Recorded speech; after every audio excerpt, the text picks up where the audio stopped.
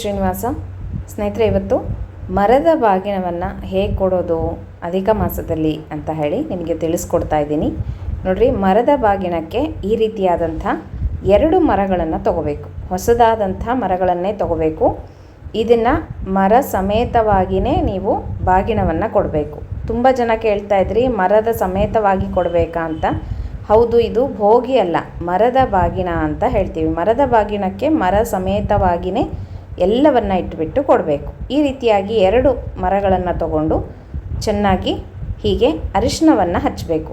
Into ಮಾರ್ಕಾಗಿ ಅರಿಶಿನವನ್ನು ಹಚ್ಚಬೇಕು, ಮಧ್ಯದಲ್ಲಿ ಕುಂಕುಮವನ್ನು ಹಚ್ಚಬೇಕು. ಮತ್ತು ಹೀಗೆ 2 ಮರಕ್ಕೂ ಮೇಲೆ ಒಂದು ಮುಚ್ಚೋ ಮರ ಇರುತ್ತಲ್ಲ, ಅದಕ್ಕೂ ಈ ರೀತಿಯಾಗಿ ಅರಿಶಿನ ಮತ್ತು ಕುಂಕುಮವನ್ನು ಹಚ್ಕೊಂಡು ರೆಡಿ ಮಾಡ್ಕೋಬೇಕು. ನಂತರ ಈ ಮರದಲ್ಲಿ ಊಟದ ಎಲೆಯನ್ನು ಹಾಕಬೇಕು. ಬಾಳೆ ಎಲೆಯನ್ನಾದರೂ ಹಾಕ್ಬೋದು, ಅಥವಾ ಊಟದ ಎಲೆ ಅಂತ ಸಿಗುತ್ತಲ್ವ, ಅದನ್ನಾದರೂ ಹಾಕ್ಬೋದು. ಮರದಲ್ಲಿ ಬ್ರಹ್ಮದೇವರ ಸನ್ನಿಧಾನ ಇರುತ್ತೆ, ಹಾಗಾಗಿ ಲಕ್ಷ್ಮೀದೇವಿಯ ಸನ್ನಿಧಾನವೂ ಇರುತ್ತೆ. ಮರದ ಬಾಗಿನವನ್ನು ಕೊಡೋದು ಮುತ್ತೈದೆಯರ ಸೌಭಾಗ್ಯವನ್ನು ಹೆಚ್ಚಿಸುತ್ತೆ. ಹಾಗಾಗಿ ಮರದ ಬಾಗಿನವನ್ನು ಕೊಡೋದ್ರಿಂದ ವಂಶ ಅಭಿವೃದ್ಧಿ ಆಗುತ್ತೆ. ಬಿದಿರು ವಂಶದ ಅಭಿವೃದ್ಧಿಯ ಸಂಕೇತ. ಹಾಗಾಗಿ ಮರದ ಬಾಗಿನವನ್ನು ಆಗಾಗ ಕೊಡ್ತಾ ಇರಬೇಕು. ಅಧಿಕ ಮಾಸದಲ್ಲಿ ಈ ರೀತಿಯಾಗಿ ಕೊಡೋದು. ನೋಡಿರಿ, ಮೊದಲಿಗೆ ಅಕ್ಕಿಯನ್ನು ಇಡಬೇಕು, ಮತ್ತು ಬೆಲ್ಲವನ್ನು ಇಡಬೇಕು, ಕಡಲೆಬೇಳೆ, ತೊಗರಿಬೇಳೆ, ಸಾಸಿವೆ, ಜೀರಿಗೆ, ಮೆಣಸು, ಮತ್ತು ಹೆಸರುಬೇಳೆ, ಉದ್ದಿನಬೇಳೆ, ಪ್ರತಿಯೊಂದು ರವೆ, ಗೋಧಿ ಹಿಟ್ಟು, ಹೀಗೆ ಪ್ರತಿಯೊಂದು ನಾವು ಅಡುಗೆಗೆ ಏನೇನನ್ನ ಪದಾರ್ಥಗಳನ್ನು ಬಳಸ್ತೀವೋ ಎಲ್ಲ ಪದಾರ್ಥಗಳನ್ನು ಮರದಲ್ಲಿ ಇಡಬೇಕು. ಊಟದ ಎಲೆ ಯಾಕೆ ಇಡಬೇಕು ಅಂತಂದರೆ, ದಂಪತಿಗಳು ಊಟ ಮಾಡಲಿಕ್ಕೆ ಅಂತ ಹೇಳಿಬಿಟ್ಟು ಎಲೆಯನ್ನು ಹಾಕಿನೇ ಇಡಬೇಕು. ನನ್ನ ಹತ್ರ ಇರಲಿಲ್ಲ ಅಂತ ನಾನು ಹಾಕಿಲ್ಲ ಅಷ್ಟೇ. ಸುಮ್ಮನೆ ನಿಮಗೆ ನಾನೀಗ ಡೆಮೋ ಮಾಡಿ ತೋರಿಸ್ತಾ ಇದ್ದೀನಿ ಯಾವ ಥರ ಇಟ್ಟು ಕೊಡಬೇಕು ಅಂತ ಹೇಳಿ.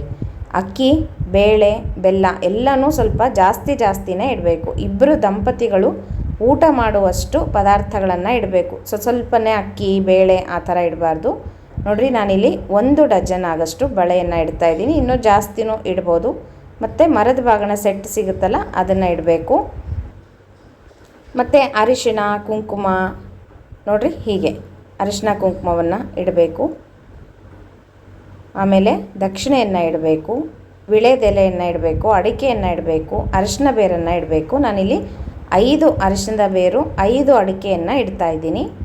ನೀವು 2 ಆದರೂ ಇಡ್ಬೋದು, 5 ಇಟ್ಟರೆ ಶ್ರೇಷ್ಠ ಅಂತ ಹೇಳಿ ತೋರಿಸ್ತಾ ಇದ್ದೀನಿ. ಈಗ ನೋಡಿರಿ, ಒಂದು ತೆಂಗಿನಕಾಯನ್ನು ಇಡಬೇಕು, ಅಥವಾ ಒಣಕೊಬ್ಬರಿ ಬಟ್ಲು, 2 ಒಣಕೊಬ್ಬರಿ ಬಟ್ಲನ್ನು ಇಡ್ಬೋದು. ಯಾವುದಾದ್ರೂ ಇಡ್ಬೋದು, ತೆಂಗಿನಕಾಯಿ ಅಥವಾ ಒಣಕೊಬ್ಬರಿ ಬಟ್ಲುಗಳು. ಹೀಗೆ ಎಲ್ಲವನ್ನು ಇಟ್ಬಿಟ್ಟು ಸೀರೆ ಮತ್ತು ಬ್ಲೌಸ್ ಪೀಸು, ಹೀಗೆ ನಾನಿಲ್ಲಿ 9 ಗಜದ ಸೀರೆಯನ್ನು ತೋರಿಸ್ತಾ ಇದ್ದೀನಿ. ಹೀಗೆ ಸೀರೆ ಮತ್ತು ಬ್ಲೌಸ್ ಪೀಸು, ಸೀರೆಯಲ್ಲಿ ಬ್ಲೌಸ್ ಪೀಸ್ ಇದ್ರೂ ಸಹ ಮೇಲೆ ಒಂದು ಈ ರೀತಿಯಾಗಿ ಬ್ಲೌಸ್ ಪೀಸನ್ನು ಇಡಬೇಕು. ಹೀಗೆ ದಕ್ಷಿಣೆ ಸಹಿತವಾಗಿ ತಾಂಬೂಲವನ್ನು ಇಡಬೇಕು. ಅಂದರೆ ಎಲೆ 5 ಅಥವಾ 4 ವಿಳೆದೆಲೆ, ದಕ್ಷಿಣೆ ಮತ್ತು ಅರಿಶಿಣದ ಬೇರು, ಉತ್ತತ್ತಿ ಇದ್ದರೆ ಇಡ್ರಿ, ಪರವಾಗಿಲ್ಲ. ಮತ್ತು ಡ್ರೈ ಫ್ರೂಟ್ಸ್ ಇಡ್ಬೋದು, ಹಣ್ಣುಗಳನ್ನು ಇಡ್ಬೋದು. 5 ಥರದ ಹಣ್ಣುಗಳನ್ನು ಇಡ್ಬೋದು, ಅಥವಾ ಮಾವಿನ ಹಣ್ಣು ಈಗೆಲ್ಲ ಸಿಗುತ್ತಲ್ಲ, ಅದನ್ನು ಇಡ್ಬೋದು. ಈ ರೀತಿಯಾಗಿ ಎಲ್ಲ ಸಾಮಗ್ರಿಗಳನ್ನು ಇಟ್ಟು, ನೀವು ತುಪ್ಪದ ಪ್ಯಾಕೆಟನ್ನು ಇಡ್ಬೋದು. ಹೀಗೆ ಹಾಲು, ಮೊಸರು ಪ್ರತಿಯೊಂದನ್ನು ಇಟ್ಟು ಮರದ ಬಾಗಿನವನ್ನು ಕೊಡ್ಬೋದು. ಹೀಗೆ ಎಲ್ಲವನ್ನು ಜೋಡಿಸಿ ಇಟ್ಬಿಟ್ಟು ಈ ರೀತಿಯಾಗಿ ಮೇಲೆ ಒಂದು ಮರವನ್ನು ಮುಚ್ಚಬೇಕು. ಹೀಗೆ ಒಂದು ಆ ದಿಕ್ಕಿಗಿರಬೇಕು, ಒಂದು ಈ ದಿಕ್ಕಿಗೆ ಈ ರೀತಿಯಾಗಿ ಉಲ್ಟಾ ಮರವನ್ನು ಮುಚ್ಚಬೇಕು. ನಂತರ ಮರಕ್ಕೆ ನೀವು ಪೂಜೆಯನ್ನು ಮಾಡ್ಕೋಬೇಕು. ಅರಿಶಿನ ಕುಂಕುಮವನ್ನು ಏರಿಸಿ, ಗೆಜ್ಜೆ ವಸ್ತ್ರ, ಹೂವನ್ನು ಏರಿಸಿ ಮರಕ್ಕೆ ಪೂಜೆಯನ್ನು ಮಾಡಿಕೊಂಡು, ಮೊದಲಿಗೆ ಲಕ್ಷ್ಮೀ ದೇವಿಗೆ ಅಥವಾ ತುಳಸಿ ದೇವಿಗೆ ಮರದ ಬಾಗಿನವನ್ನು ಕೊಟ್ಟು, ನಂತರ ಮುತ್ತೈದೆಗೆ ಇದನ್ನು ಸಮರ್ಪಣೆಯನ್ನು ಮಾಡೋದು. ಈ ರೀತಿ ಅಧಿಕ ಮಾಸದಲ್ಲಿ 33 ಜೊತೆ ಮರದ ಬಾಗಿನವನ್ನು ಕೊಡ್ಬೋದು, ಅಥವಾ 1 ಜೊತೆ ಮರದ ಬಾಗಿನವನ್ನಾದರೂ ಕೊಡ್ಬೋದು. ಹುಣ್ಣಿಮೆ ದಿವಸ ಕೊಡೋದು ತುಂಬ ಶ್ರೇಷ್ಠ. ಹಾಗಾಗಿ ಮತ್ತು ಕೆಲವೊಂದು ತಿಥಿಗಳನ್ನು ನಿಮಗೆ ತಿಳಿಸ್ಕೊಟ್ಟಿದ್ದೀನಿ, ಯಾವತ್ತು ಕೊಡಬೇಕು ಅಂತ. ಆ ದಿನಗಳಲ್ಲಿ ನೀವು ಮರದ ಬಾಗಿನವನ್ನು ಕೊಡ್ಬೋದು. ಮೊದಲಿಗೆ ಮುತ್ತೈದೆಗೆ ಅರಿಶಿನವನ್ನು ಹಚ್ಚಬೇಕು, ಕಾಲಿಗೆ ಅರಿಶಿನ ಹಚ್ಚಿ, ಆಮೇಲೆ ಅರಿಶಿನ ಕುಂಕುಮವನ್ನು ಕೊಟ್ಟು, ನಂತರ ಹೂವನ್ನು ಕೊಡಬೇಕು. ಆಮೇಲೆ ನೀವು ಮರದ ಬಾಗಿನವನ್ನು ಮುತ್ತೈದೆಗೆ ಕೊಡಬೇಕಾಗುತ್ತೆ. ದಂಪತ್ತು ಊಟಕ್ಕೆ ಹಾಕಿ ಆಮೇಲೆ ಮುತ್ತೈದೆಗೆ ಮರದ ಬಾಗಿನವನ್ನು ಕೊಡ್ಬೋದು, ವಸ್ತ್ರಗಳನ್ನು ಕೊಡ್ಬೋದು ದಂಪತಿಗಳಿಗೆ. ಈ ರೀತಿಯಾಗಿ ಅಧಿಕ ಮಾಸದಲ್ಲಿ ಮಾಡ್ಕೋಬೋದು. ಈಗ ನೋಡಿರಿ, ಈ ರೀತಿಯಾಗಿ ಮರಕ್ಕೆ ಪೂಜೆಯನ್ನು ಮಾಡಿಕೊಂಡು ಈ ಹೂವನ್ನು ಮುತ್ತೈದೆಗೆ ಮುಡ್ಕೊಳ್ಳೋದಕ್ಕೆ ಕೊಡ್ಬೋದು. ನಂತರ ಹೀಗೆ ಸೆರಗನ್ನು ಹಿಡ್ಕೊಂಡು ಹೇಳಬೇಕು, ರಾಮಪತ್ನಿ ಮಹಾಭಾಗೆ ಪುಣ್ಯಮೂರ್ತೆ ನಿರಾಮಯೇ ಮಯಾ ದತ್ತೌ ಹಿತೇಶೂರ್ಪೌ ಜಾನಕಿ ಸ್ವೀಕೃತಂ ತ್ವಯಾ ಅಂತ ಹೇಳಿ ಸೀತೆಯಾಗಿ ಜಾನಕಿಯಾಗಿ ಈ ಮರದ ಬಾಗಿನವನ್ನು ಸ್ವೀಕಾರ ಮಾಡಿರಿ ಅಂತ ಹೇಳಿ ಅವರಿಗೆ ಮರದ ಬಾಗಿನವನ್ನು ಕೊಟ್ಟ ಮೇಲೆ ಹೀಗೆ ಒಮ್ಮೆ ತೆಗೆದು ಅವರಿಗೆ ತೋರಿಸ್ಬೇಕು.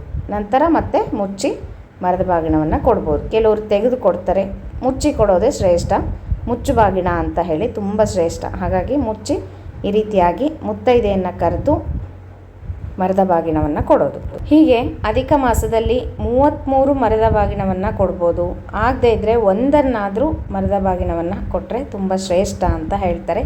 ಹಾಗಾಗಿ ಹುಣ್ಣಿಮೆ ದಿವಸ ಕೊಡ್ಬೋದು, ಅಥವಾ ವ್ಯತಿಪಾತ, ವೈದ್ಯುತಿ ಯೋಗದಲ್ಲಿ, ಹೀಗೆ ಕೆಲವೊಂದು ದಿನಗಳನ್ನು ನಿಮಗೆ ತಿಳಿಸ್ಕೊಟ್ಟಿದ್ದೀನಲ್ಲ, ಅಂಥ ದಿನಗಳಲ್ಲಿ ಮರದ ಬಾಗಿನವನ್ನು ಮುತ್ತೈದೆಗೆ ಕೊಡ್ಬೋದು ಸ್ನೇಹಿತರೆ.